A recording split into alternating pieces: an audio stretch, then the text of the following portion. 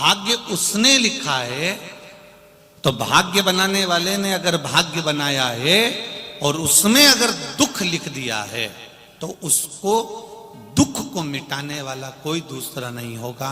आपका कर्म आपको भोगना है। इसलिए भजन के बल को बढ़ाना और अपनी मेहनत को बढ़ाना, अपने कर्म को बढ़ाना, अपनी व्यापार व्यवसाय कर्म जो कर रहे हो उस कर्म को बढ़ाना। जितनी मेहनत रोज करते थे उससे दुगनी मेहनत चालू कर दो और भगवान पर विश्वास चालू कर दो, तो अपने आप तुम्हारे भाग्य की रेखा बदलना प्रारंभ हो जाएगी, अपने आप बदल।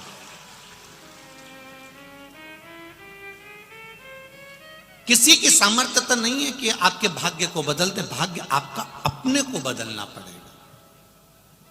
भगवान कृष्ण गीता जी में कहते हैं, भगवान शंकर माता पार्वती जी से कहते हैं, भगवान राम लक्ष्मण जी से कहते हैं, लंका अधिपति रावण मंदोदरी से कहते हैं, और भगवान कृष्ण अपनी संपूर्ण रानियों से कहते हैं कि कर्म की प्रधानता है। आप जितनी मेहनत करेंगे, आप जितना कर्म करेंगे, उस कर्म के अनुसार परमात्मा पर विश्वास रखकर आप अगर कुछ कर्म में आगे बढ़े हो तो उसमें फल जरूर मिलेगा। ये निश्चित हो जाता है, वो प्राप्त जरूर हो।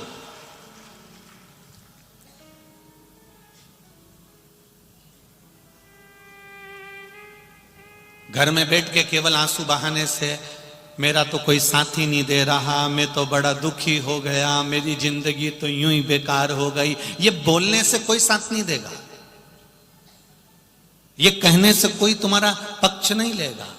ये आंख के आंसू पोंछकर तुम्हें अपने कार्य के प्रति जागरूक होना पड़ेगा, तुम्हें जाना पड़ेगा, मेहनत करना पड़ेगा।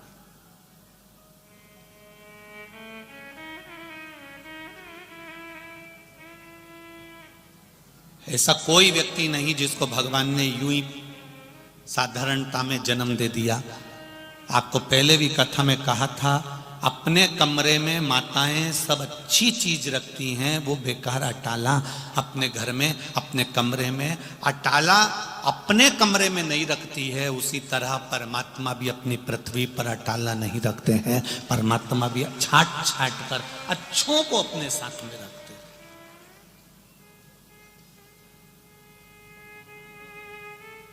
किसी के आगे जाकर अपने दुख का रोना मत रो।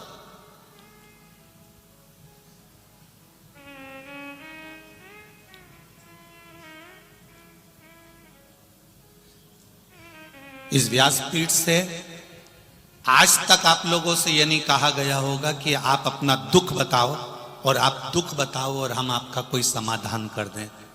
बोला कभी ऐसा कि आप माइक पकड़ो और अपना दुख बताओ कि मैं इस चीज से दुखी हूं और गुरुजी कोई उपाय बता दो? तो अगर आपको माइक पकड़ा कर कहें कि आप अपना दुख बताओ और हम उसका उपाय बताएं, तो हमारा भी तो जीवन में ये मनुष्य का शरीर है, हम पर भी कोई दुख होगा, फिर हम किसके पास जाकर कहें कि हमारा कोई उपाय बता दो? दुनिया में अपने कर्म को स्वयं काटना पड़ेगा। राम जी वन क्यों गए? सीता जी का हरण क्यों हुआ?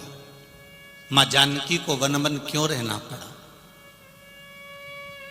भगवान कृष्ण को अपना गांव छोड़कर दूसरे गांव क्यों जाना पड़ा? दूसरा गांव जाने के बाद भी छोड़कर द्वारका क्यों जाना पड़ा? जब वो परमात्मा थे तो फिर क्यों गए? उनको भी तो अपने कर्म का भोग भोगना ही पड़ा। हम पहले भी कथा में कहते हैं, भगवान से नहीं डरना, मत डरो। वेद और पुराण से नहीं डरना, मत डरो। धर्म और शास्त्रों से नहीं डरना, मत डरो। संत साधु से नहीं डरना, मत डरो। माता पिता से नहीं डरना, मत डरो। घर के बुजुर्गों से नहीं डरना, मत डरो। पर इतना याद रखना, अपने कर्म से जरूर डरना, क्योंकि कर्म का भोग तो परमात्मा को भी भोगना पड़ता। राम जी ने छुप कर मारा था उस बाली को, कृष्ण अवतार में उस बाली ने छुप कर मारा था भगवान कृष्ण के चरण में। सीता जी ने एक चिड़िया कैद में रखी, माता जानकी को कैद में रहना पड़ा। ये कर्म का भोग है जो मनुष्य को भोगना ही है। अपने स्वयं काटना। आप अगर पड़ोसी के यहाँ जाकर कह भी दोगे, आप किसी से जाकर बोल भी दोगे कि मुझे ये दुख है, आप किसी से जाकर कह दोगे कि मुझे ये तकलीफ है, तो क्या वो तकलीफ मिटा देगा? अरे बोलो तो जम के, नहीं मिटाएगा। कहीं कहीं का तुम्हारे पास में आकर कह दे मेरे पास में ऐसी भभूति है, ऐसी बेल है, ऐसा सामान है कि मैं तेरा दुख मिटा दूंगा, मैं तेरी तकलीफ मिटा दूंगा, तो चक्कर में मत आओ। ये दुख तकलीफ स्वयं को मिटाना पड़ेगी। और स्वयं कैसे मिटाओगे? कर्म को कर कर, मेहनत को कर कर, और भगवान शंकर की भक्ति पर विश्वास रखकर जब तुम आगे बढ़ोगे तो अपने आप कर्म के करते करते आपका दुख मिटता चले जाएगा। स्वयं को मिटाना। किसी को कह भी दोगे ना कि मुझे दुख है, वो आपका दुख नहीं मिटाएगा। चलो एक प्रैक्टिकल करके देख लो। अपनी पड़ोसन से जाकर कहना, जिसको तुम अपनी सारी बात बताती हो, जिस रिश्तेदार को तुम अपनी सारी बात बताते हो, उस रिश्तेदार से एक बार 1-2 महीने बाद जाकर कहना मुझे 10 लाख रुपए की जरूरत है, तू दे दे।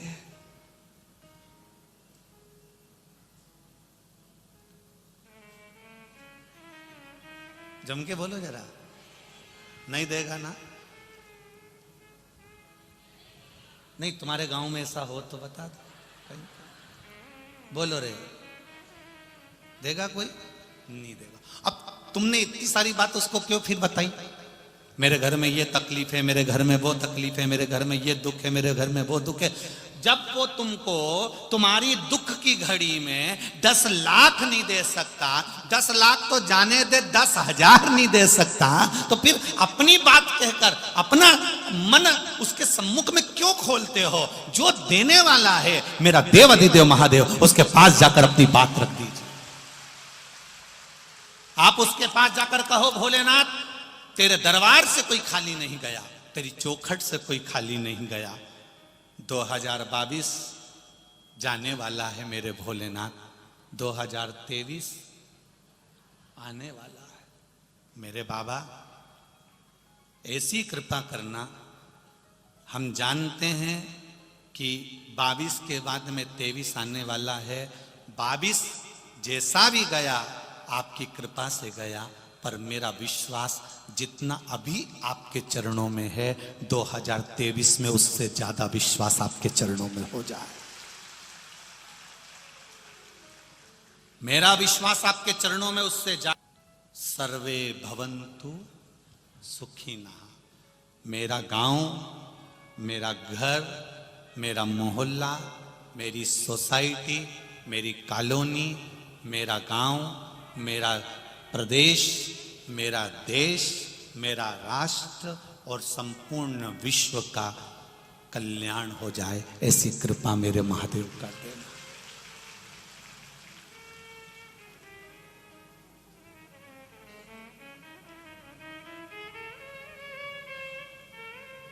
नया वर्ष,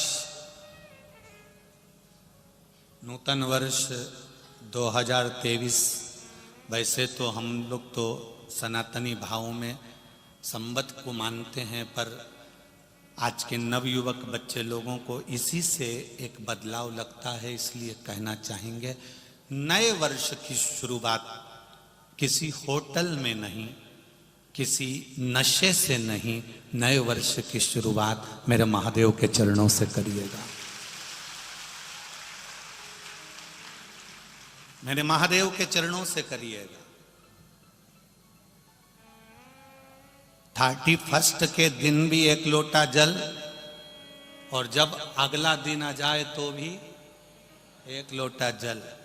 और बाबा से कहना 22 से 23 में तू लेकर आया है, मुझे उम्मीद है जिंदगी के हर पहलू में मुझे आगे तू लेकर जाएगा। अपने विश्वास को दृढ़ करें, अपने भरोसे को दृढ़ करें। हर किसी के सामने अपनी बात को नहीं कहना।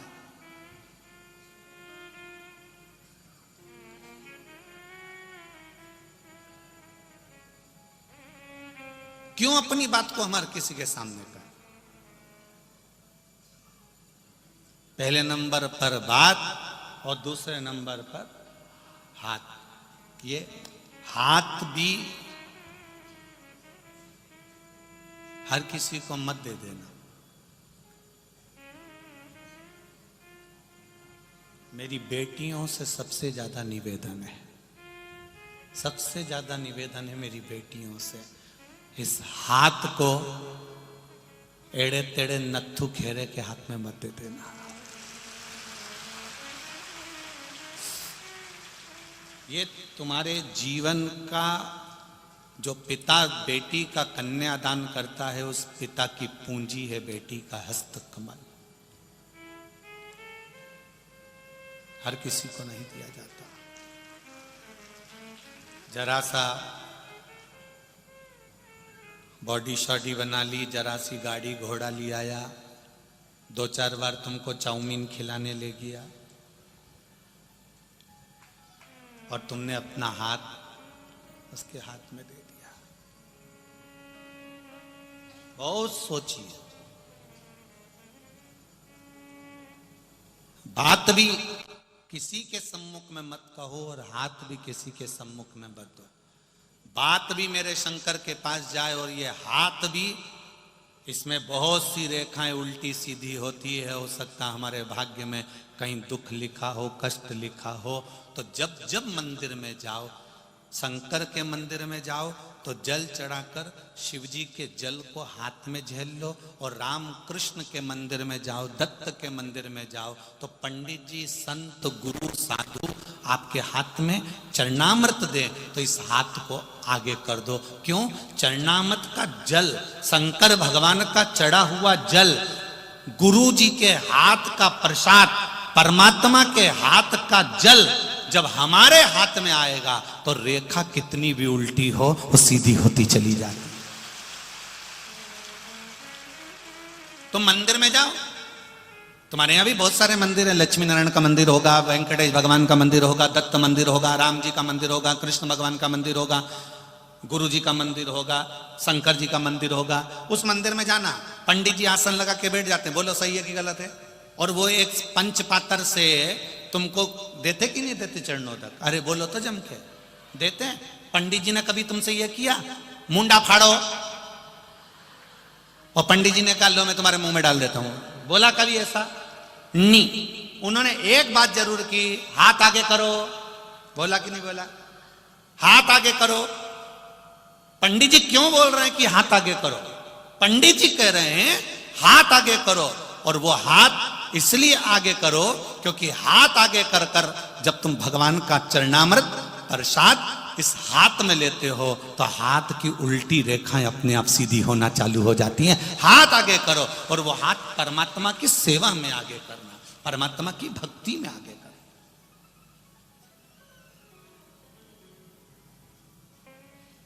चरण और आचरण दोनों में अंतर है। चरण तुम्हें मंदिर तक लेकर चले जाएंगे,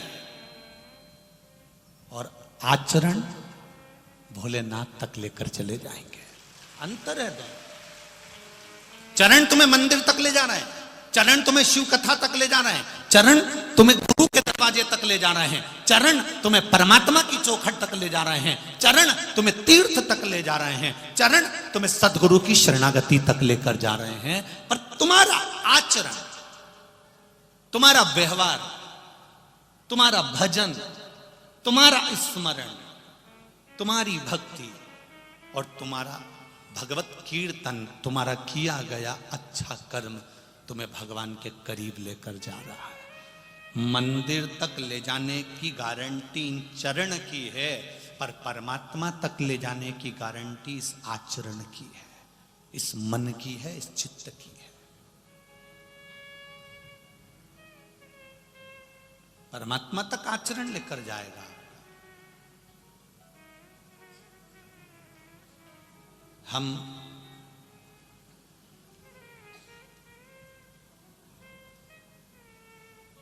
एक बात अपने जीवन में ध्यान में रखें आप,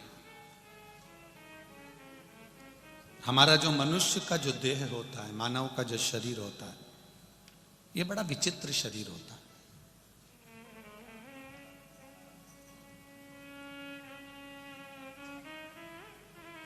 बड़ा विचित्र शरीर है। कई लोग कहते हैं बिस्तर अच्छा नहीं है ना, इसलिए नींद नहीं आ रही।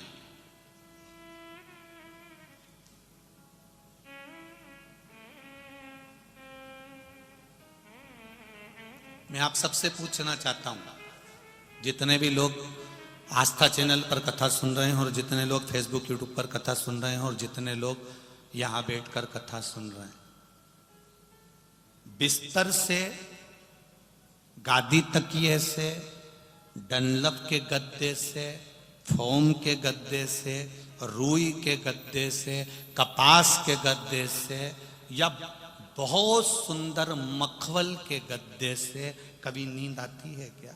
नींद हमेशा दिल के सुकून से नहीं आ सकती। हम गद्दे में नींद ढूंढ रहे हैं, हम गोदड़ी में नींद ढूंढ रहे हैं, हम कम्बल में, रजाई में नींद ढूंढ रहे हैं। वो नींद गादी में नहीं आ सकती। कोई डनलप का गद्दा, इतने सारे लोग बैठे हैं, इसमें से किसी किसी के घर में तो इतना मोटा भी गद्दा होगा, इतना जोरदार होगा, एसी भी लगा होगा, डनलप का गद्दा भी होगा, सोफा भी होगा, सब कुछ होगा, उसके घर में सारा सुख होगा। पर पूछो, रात को 12-12 बजे तक नींद नहीं आती, करवट बदलते रहो, नींद ही नहीं आ रही है। फिर पत्नी पति से कह रही मुझे नींद नहीं आ रही, ना जान। पति बोले, कभी कभी पति बोल देता है मुझे नींद नहीं आ रही, एसी बढ़ाया, एसी डाउन करा, पानी पी लो, पानी पिया, गोली खाई तो भी नहीं आई, रात के 3 बजे फिर उठ के बैठ गया। आखिर नींद क्यों नहीं आ रही? क्योंकि हमने गद्दा तो बड़ा ले लिया, हमने गद्दा तो मोटा बना लिया, हमने एसी भी लगवा लिया, पर इस दिल को महादेव से नहीं जोड़ पाए, इसलिए वो नींद चली गई।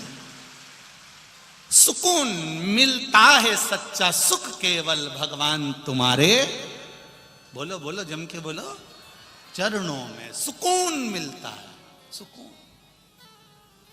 तुम यहां देखो, रात को कोई आए हो तो यहां पर कभी दर्शन करना, रात के लोग जो रुकते हैं उनको, कम्बल पे सो रहे हैं, कारपेट पे सो रहे हैं, गद्दे पे सो रहे हैं, रात भर भजन चलता है, 11-12-1 बजे तक लोग नाचते रहते, कूदते रहते, भजन करते रहते, और सवेरे फिर कितने घंटे की नींद लेते होंगे इस कथा में? कितने घंटे की? ये बैठने वालों से पूछना कभी।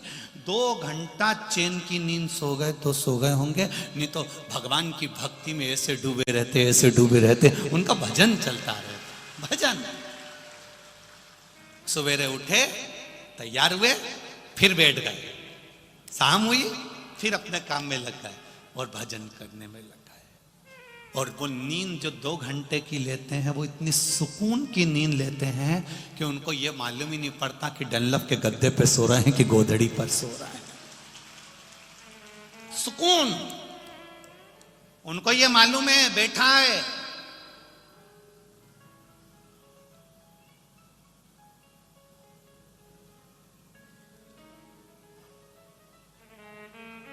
कोई लोग कह रहे थे गुरुजी, बापू रिकॉर्ड प्रेजेंट्स,